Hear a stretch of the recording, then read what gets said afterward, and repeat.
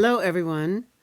Welcome to another episode of Sex and Happiness, a show about your sex and your happiness. I'm Laurie Handlers, And I'm Michael Gibson.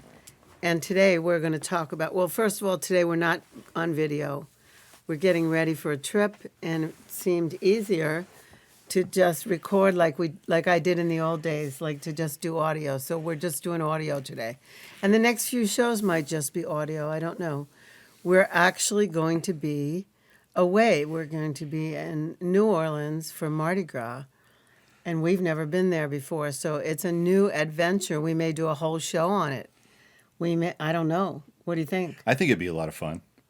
And if we can pull together some video and some other stuff, which we'll be able to do when we get there. So, yeah. Yeah, so look forward to hearing about Mardi Gras from two people who have just never experienced Mardi Gras before, although I have been to New Orleans. I've not. Yeah, so for you, it's going to be very eye-opening. I mean, what I remember about New Orleans is going into a bar, ordering a glass of wine, and then wanting to go somewhere else and then putting my wine in a doggy bag. They put in a cup with a top, with a lid, and they said, go out in the street. Like, I don't know any other city. Vegas, you can do that? Absolutely. And in Berlin, we did that. Oh, yeah. Berlin as well, for sure. Yeah, but I never saw a United States city where they would just put a top on your cup and say, okay, bye. Thank you. Well, see ya. That's going to be a bit of, a little bit of a culture shock. I mean, I've done it in Vegas and other places where if you put it in a bag, like in California, if you put it in a bag and you drink your beer from a bag at a park or whatever, nobody cares. Oh, like a bag lunch. Yeah, but never have I walked into a place and said, I would like my drink to go, and they give me alcohol and put a lid on it. Yeah, well, in New Orleans they do. It's never happened to me before. Okay, Yeah. That's what I mean. That's what I remember about New Orleans. I remember people dancing in the streets. I remember people, acts, like people playing music and... Street performers? Yeah. What I told you was called buskers in the UK. Yeah. Anyway, we're going, and so just be prepared to see how culturally shocked we were. Anyway, today I want to talk about one of the aspects of sex and aging. It's not one that we've covered before. I've covered a lot of aspects on sex and aging in the course of the last few years on sex and happiness, but this is different. I was reading an article from the New York Times Magazine that was forwarded to me, and it had a lot of different aspects of sex and aging, and it featured a few people that I know. And this particular aspect had to do with being older and feeling like a different feeling from feeling younger. Like, so when I was younger, I'll just talk about myself. When I was younger, I really worried about what other people thought of me. Mm-hmm. And I also worried about what my prospective partner would think of me. Right. Like if I was too sexual, they would think I was a slut. If I wasn't sexual enough, they'd think I was a prude, or I've been called a cock tease before. Really? Yeah. I've been told, some man once told me that, he got blue balls from me not wanting to have sex with him, and I was like, that's a whole other... That's a line, I know. Yeah, I just said, I'm sorry for your problems, but it's not my problem. Right. And I left. I didn't get coerced into that. I think that's a whole other podcast that we could do. Okay, blue balls? On blue balls. The blue balls podcast. So anyway, I was quieter. I didn't make as much noise when I was younger. And I didn't speak about what I really liked. And I didn't communicate with my partner, this was really good. Or, I'm sure I made some noise, but I wasn't unabashed. Mm-hmm. And something they said in the article on aging in the New York Times was, at least in the women's cases, the women, once they got over their hang up of being afraid to use a vibrator or whatever. Like, I'm not afraid of those things. Right. But I did also used to hide those things from my partners. I had a whole toy, Box. box of things that I didn't share with partners. So you never told them about your masturbatory practices. Yeah, like I've had the beyond the Hitachi relationship. magic No, wand since I probably didn't. it was invented. Interesting. And I'm on But my I've fourth had one a because I Hitachi burned out the magic motors. wand since the beginning of time. But I didn't use it with partners, and I didn't bring it out of the. So this is what I'm talking about: self-expression. Are you following me? Oh yeah, yeah. So, one thing is the other day, someone we know who met somebody new, and she was feeling too chubby, and he was feeling too tall and skinny. They're definitely over 50, these people. And they had a date, and they were going to spend a quality amount of time together. And her idea, after being around me, being influenced by me, her idea was, well, let's just get naked and get it over with. So they just stripped down their clothes and got over the fact that they were confronted with each other's bodies. Wow. Yeah, I don't know if they've had sex yet, but I do know that they've had real quality time together. And her fear about being too plump and his fear about being too tall and skinny, like they got over it by just taking their clothes off and taking a breath That's pretty radical. together. I think that's awesome. That is awesome, yeah. So, what I want to talk about is more personal because it's about me and it's about you. And it's about an encounter that we had the other day where I was very forthcoming with you in terms of saying to you what I wanted, how I wanted my body to be worshipped, and how I wanted you to appreciate me. And I then had the thought in the middle of everything, if I could have only said all this when I was younger. How much more fulfilling. Yeah, how much more pleasure I could have had in my life. Of course, yeah. But you remember the moment where I said that. Oh yeah, I do. Yeah. And I just had this overwhelming thought, like, why did I never say these things to anyone before?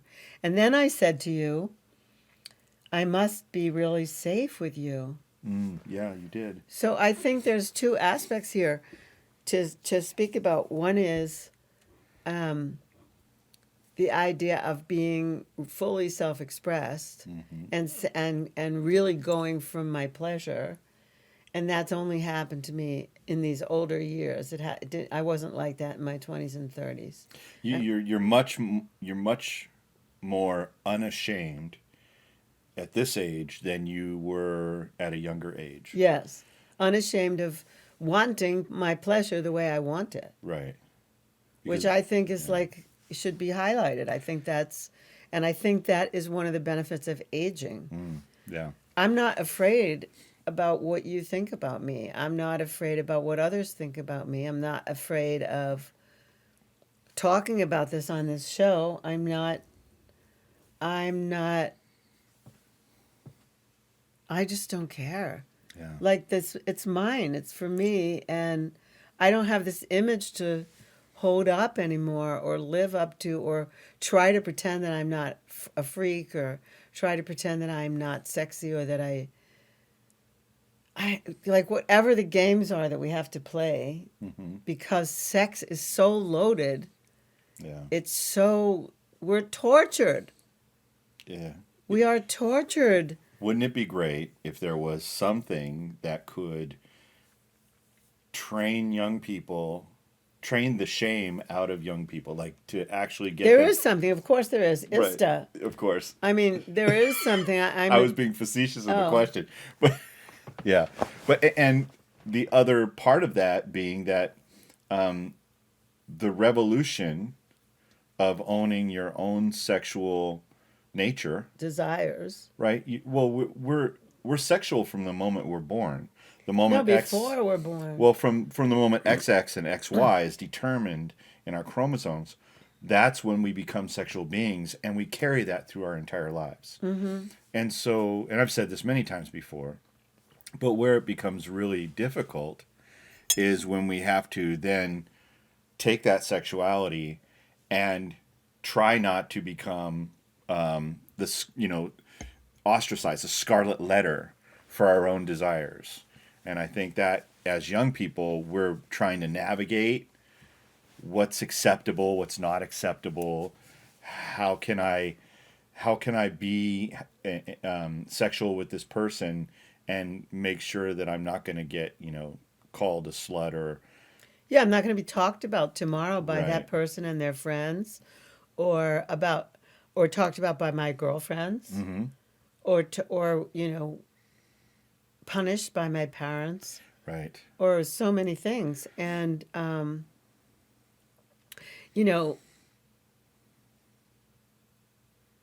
I feel like the other day in our session together, I literally claimed it more than I ever claimed it before. I claimed my pleasure.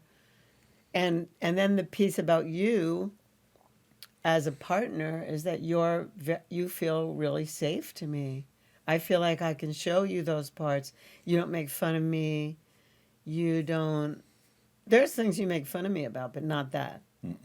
You take it really seriously, and you really are present and provide a safe space. And some of what we teach, to men in specific, is a big part of it is to be present, and that presence creates a field of safety. That's right. For the partner. And so I could say, I feel that with you, and that has an element, like it's both and. It's not just I feel freer to express. It's I feel freer to express, and I'm in a safety net that is provided by you and your exquisite presence. And this is what I'm trying to convey to people. If I cannot be fully in my feminine and in my chaos and in my pleasure unless I feel safe. Right. I think that's common amongst women. As far as I know, some of the research that I've done, you know about this, but some of the research I've done leans towards presence as the number one factor in having a good experience sexually. Right. So presence being, I asked, I don't know, 300 men and women, and I had done this 2017, I think it was, that I asked, I said, what makes an exquisite sexual experience, like a level 10 top best sexual experience you've ever had? What constitutes that? What needs to be present in order for that to happen? And the number one response was presence. The second, there were five, the top five. So the first one was presence. The second one was safety. The third one was communication. The fourth one was connection. And the fifth one, oddly enough, was skill. Right, like sex tricks or sex techniques. Right. Yeah, skill almost has nothing to do with it when presence is present, because then you just follow what you're present to. Right. Which are cues in the body and cues in the face and cues in sound and whatever. And you can intuitively, if you're present, you can follow. If you're not present, you're in your head going, I'm going to try this thing. Yeah. I'm going to try this trick next. Right. I'm going to perform. And performance, it wasn't even on the charts. Like it wasn't, there was no one said a number 10 sex experience is based on the performance or perceived performance of the partner. Right. Like someone who thinks they're a stud. Yeah. And who's or has some evidence that his skills are top notch and that he's really good at what he does or something. That's not the number one thing. Yeah, I mean, I was just in a training recently where a person said it more than once, twice maybe, I know I'm a great lover, said that as in part of his sharing in the class. And then in all the exercises was not at all present. Was looking around, the room and was comparing Yeah. himself to other people, what they were doing in class. And I thought to myself, how is it that this person thinks they're a great lover? Yeah. Like, I already know that this person can't qualify in your survey Yeah. because they're not present. They're so in their head looking around Yeah. at what other people are doing or what have you. And so, These are the deeper secrets of the art of sexual, mastery. And I say that tongue in cheek. Really, the deeper secret is how present are you? It's the difference between being on stage and acting and performing. It's just what you said. You're in a performance, or being in a conversation. So being in a conversation, the level of presence that's needed is to be able to listen and respond. yeah, That's a conversation. yeah. And that is not the same as performing. Well, when you're a good performer and you get paid for it, you're an actual actor or actress, then you make it look like it's natural, like the conversations that you're having are natural, like the things you're saying are natural, it doesn't look like acting. That's right. And so that's why only certain people are paid for acting. Well, and the reality is that if you're in that headspace, then you're following a script. But your partner may not have that script in real life. Right. Especially when you're in a sexual session and you're doing things that according to, and I'm speaking to men specifically here, that you're following the script that that has worked with other actresses, quote unquote, air quotes, actresses. It doesn't work that way. No, because every woman is different, completely different, and what works with one not only doesn't necessarily work with another. It's pretty guaranteed to fail. I'm just going to say it's whatever you and I call people like that one trick ponies. You do. I do. And it's funny when you say it, especially when we're facilitating our Extraordinary Lovers Weekends. When you say that, the women and the men at the same time get this look on their faces. Because the women know whether or not they're with a one-trick pony. And the men are like, am I a one-trick pony? That's the look on their face. Yeah. It's hilarious. It's a question. I actually said it in my last training that I just came back from. I said, how many of you have been with people who are like one-trick ponies? And they all looked around the room, at each other. Uh-huh. So anyway, going back to my point. Right. My point is, because we got a lot of tangents going on here. Yeah. We could go off on tangents. But what I'm trying to say is, I think permission for pleasure, permission to communicate exactly what I want and what I desire, and then to really let go into it. It's two things here. Has never been as tantamount as it is now in my life. Interesting. Never. It's like a new discovery for you. Well, I used to have a strategy. Oh, yeah? You may have heard this before. What's your strategy? Let's hear My it. strategy was I could be really freaky and let go with someone I didn't care about. Yeah. I didn't care if he lasted or not. And actually, I planned it such that I could be fully, not fully, nothing like I was the other day, but I could be more expressed with somebody that I didn't have any stake in. Yeah. That I didn't care about. Like long-term designs. Yeah. Right. So that I didn't care if I was rejected for being over the top. Yeah, too much, too sexy, too wild. Those things. Right. Too slutty. And if it was someone I really cared about, I held all that back. because I was afraid that they would judge me. And I don't know anyone else who's ever told me that they had that strategy. Like, that was definitely my strategy. I own But it. what if that's the common strategy amongst women? And I don't know. This would be a great time to ask our listeners, is that true for you? Do you find yourself actually going through that strategy? And then the other side of that was that if you're with someone that you do have designs on, this is the other side of the strategy, or that you did find that you could be with for a long period of time. What was that strategy? I would hold back for fear that they would judge me and not want to be with me. And but you know, when we in ISTA, when we talk about sex without hooks, Right. I certainly didn't put any hooks in.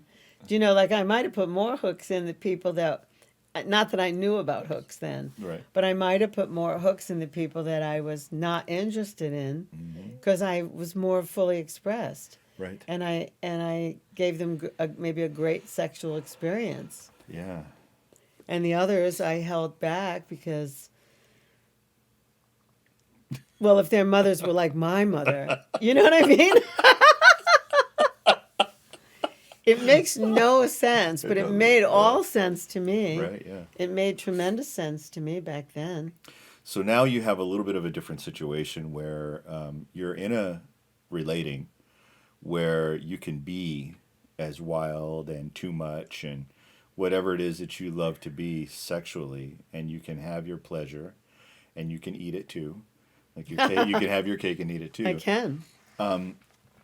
That, I think, is that's a powerful place to start from. So that, like I said, we're all sexual beings, 100%, regardless of how you identify gender-wise. We're all sexual beings. We all have the need for connection. Not always sexual need, but there's a need for connection, and sex is a great way for us to do that. And I say this often, and I think it's what endeared me to you, is that I believe there's a goddess in every woman. And then I say, and I believe there is a seductress inside every goddess. No, you haven't said seductress. You've said a slut. I didn't want to say slut on the show today, but yeah, there's a slut in every goddess. And the reason that I say that is because when a woman is connected to her deepest sexual desires and has actually experienced her own pleasure, at felt deep ravished. levels, she then opens up and she feels safe enough to let out those those deeper desires, and to be able to share that with someone it's a special thing. It's very special. So going back to this New York Times article, they said, you know, people would be, the fears that they had, older people had, people over 60 anyway had, were having more wrinkles, having chubbier bodies, having, you know, not perfect skin, not perfect faces, not perfect erections, you know, all these not perfect things. Right. Not like everyone younger has that the either. The imperfections of older age. But the things that come especially with aging, that if they could just like turn the lights off and get it on, then they were more fully expressed. Like they weren't as worried about their reputations. That's a big, reputation is a really big thing. It is. And they talked about that, and I didn't add the dots up. I read the article and I thought it was really good. I'm going to definitely reference it in this final chapter that I'm writing for my Sex and Happiness Over 60 book. And but when you and I were having this mad sexual encounter the other day, it came to me in the form of humor, me saying, why wouldn't have I ever been this direct before? It took me all these years to be this direct about what I want, and I'm having so much pleasure and so much fun. It was like the best. And my body was still reverberating from it like a day later. And so Wow. when you and I say that seduction is a team sport, it's like maybe I was never fully playing my half. Maybe I wasn't, like, it's really intoxicating and seductive to be so straight about, I want this. Yeah. Touch me like this. Yeah. Be like this. And maybe I just never was that straightforward about that before. Whereas I'm straightforward about everything else. Oh yeah. Straight no chaser. So so that's why I wanted to do this show. Yeah. I wanted to do this show and talk about that because I can't be the only one. And if I am, if I'm the first one discovering this, I'm putting it out there to everyone out there, anyone who would listen to this show. You have got to make your sexual desires, you have to put them on loudspeaker. If you want to have the amounts of pleasure that I'm experiencing now in my life, if you want to use sexuality not only as a means of pleasure, but also as a creation, as a way to fuel everything that you do, and to really show up with a partner and have them really show up for you, it's necessary to put it all on loudspeaker, to just get over the hang up of being found out. Come out of that closet. Right. So anyway, that's my point in the show. I love it. If I could add one thing to this, What? From my perspective, and this is something that I found to be, I think it's a thing that makes a difference for men, and that is when women can share openly their desire. This is what I want from you. And you say this all the time. Men are asking, I just wish I knew what women wanted, right? When a woman will say what it is that she wants and she's just direct about it, that's hot. But what's even hotter is when she surrenders to him as he begins to deliver. But it's not really that she's surrendering to him. She's surrendering to her own pleasure. And he's just oh my God, that's going to be so loud. Let's go ahead. He's the, what you say, he's the orchestrator of it. He's the shaman of it. He's the bringer outer of it. He's the, if he's paying attention, if he's present, he's the initiator. And also the benefactor of it. But she benefits so much from surrendering to her own pleasure. I mean, we saw a scene in a movie last night or the night before where a person says to another person that they're just entering a seduction dance. She says to him, please, I don't want to, I know what it's like to be married in a marriage where nothing's happening. I know what it's like to be with somebody who's mourning or whatever. I know what it's like to be with somebody who can't get it up. I want to attract a really healthy man who likes to have sex. She said those words in this movie. Yeah.